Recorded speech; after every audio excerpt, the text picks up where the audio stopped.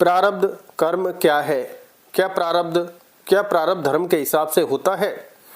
ऐसा अक्सर कहा जाता है कि आज हम जो भी फल भोग रहे हैं वह हमारे पूर्व जन्म के कर्म के कारण है, लेकिन यह बात पूर्णतः सत्य नहीं है।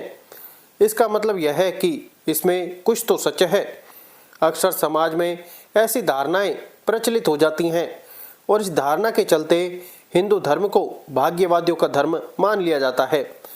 इस धारणा के चलते यह भी मान लिया जाता है कि फिर तो हमें कोई कर्म करना ही नहीं चाहिए, जब सब कुछ पूर्व जन्म से ही तय और निश्चित है तो। लेकिन ऐसी धारणा का प्रचलन समाज में इसलिए होता है क्योंकि अधिकांश लोग कर्म के सिद्धांत को पूर्णतः समझते नहीं है। धर्मशास्त्र और नीति शास्त्रों में कहा गया है कि कर्म के बगैर गति नहीं। सनातन धर्म भाग्यवादियों का धर्म नहीं है। कर्म से ही भाग्य का जन्म होता है। वेद, उपनिषद और गीता तीनों ही कर्म को कर्तव्य मानते हुए इसके महत्व को बताते हैं। यही पुरुषार्थ है। श्रेष्ठ और निरंतर कर्म किए जाने या सही दिशा में सक्रिय बने रहने से ही पुरुषार्थ फलित होता है। वेदों में कहा गया है कि समय तुमको बदले, इससे पूर्व तुम ही स्वयं या समय को बदल लो।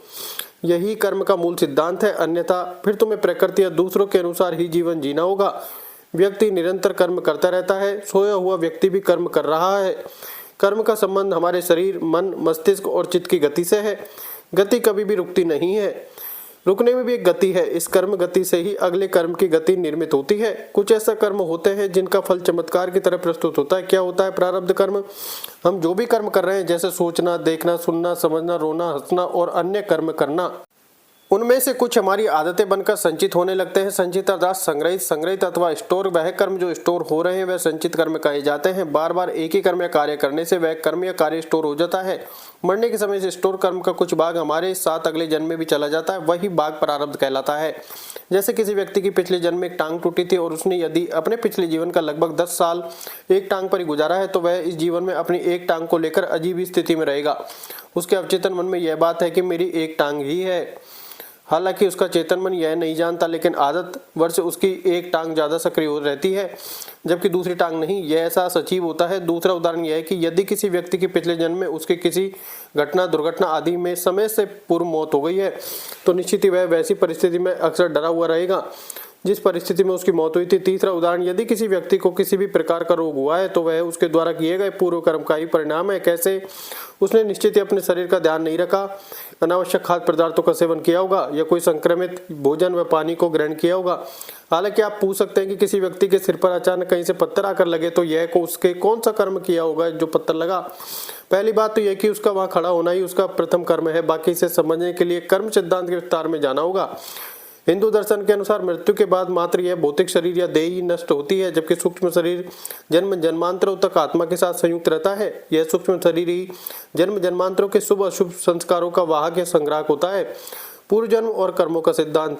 यहूदियों और उनसे निकले धर्म पुनर्जन्म की धारणा को नहीं मानते। मरने के बाद सभी कयामत के दिन जगाए जाएंगे, अर्थात तब उनके अच्छे और बुरे कर्मों पर न्याय होगा। इब्राहिमी धर्मों की मान्यता है कि मरणोपरांत आत्मा कब्र में विश्राम करती है और आखिरी दिन ईश्वर के हुक्म से उठाई जाएगी और फिर उनका फैसला होगा। लेकिन हिंदू धर्म के अनुसार ऐसा नहीं है। हिंदू धर्म पूर्व जन्म में विश्वास रखता है। इसका अर्थ है कि आत्मा जन्म एवं मृत्यु के निरंतर पुनरावर्तन की शिक्षात्मक प्रक्रिया से गुजरती हुई अपने पुराने शरीर को छोड़कर नया शरीर धारण करती है। जन्म और मृत्यु का यह चक्र तब तक चलता रहता है जब तक कि आत्मा मोक्ष प्राप्त नहीं कर लेती। मोक्ष प्राप्ति का रास्ता कठिन है।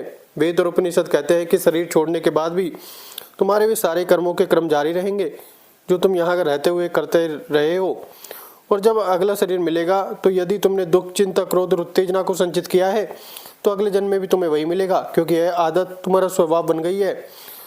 श्रीमद् भागवत गीता के दूसरे अध्याय के 22वें श्लोक में कहा गया है, जैसे मनुष्य पुराने वस्त्र को त्याग कर नए वस्त्र धारण करता है, उसी प्रकार यह जीवात्मा भी पुराने शरीर को छोड़कर नया शरीर धारण करता है। हे अर्जुन, मेरे और तुम्हारे अनेक जन्म बीत गए हैं, बस फर्क यह है कि मैं उन सबको जानता हूँ, परंतु हे प्रताप तू उसे नहीं जानता। जन्म चक्र पुराणों के अनुसार व्यक्ति की आत्मा प्रारंभ में अधोगति होकर पेड़ पौधे, कीट पतंगे, पशु पक्षी योनियों में विचरण कर ऊपर उठती जाती हैं और अंत में वह मनुष्य वर्ग में प्रवेश करती हैं। मनुष्य अपने प्रयासों से देव या दैत्य वर्ग में स्थान प्राप्त कर सकता है। वहां से पतन होने के बाद वह फिर से मनुष्य वर्ग में गिर जाता है। यह क्रम चलता रहता है। प्रारब्ध यही कारण है कि व्यक्ति को उसके कर्मों के अनुसार जीवन मिलता है और वह अपने कर्मों का फल भोगता रहता है। यही कर्मफल का सिद्धांत है। प्रारब्ध का अर्थ ही है कि पूर्व जन्म अथवा पूर्व काल में किए गए अच्छे और बुरे कर्म जिसका वर्तमान में फल भोगा जा रहा हो। विशेषतः इसके दो मुख्य भेद है कि संचित प्रारब्ध जो पूर्व जन्मों के कर्मों के फलस्वरूप होता है और क्रियामान प्रारब्ध जो इस जन्म में किए हुए कर्मों के फलस्वरूप होता है। इसके अलावा अनिच्छा प्रारब्ध, प्रारेच्छा प्रारब्ध और अधिप्राप्ति प्रारब्ध नाम के 3 गौण भेद भी हैं। प्रारब्ध कर्मों के परिणाम को ही कुछ लोग कहते हैं भाग्य और भाग्य का नाम देते हैं। पूर्व जन्म और कर्मों का सिद्धांत जरूरी है। धन्यवाद। राधे राधे।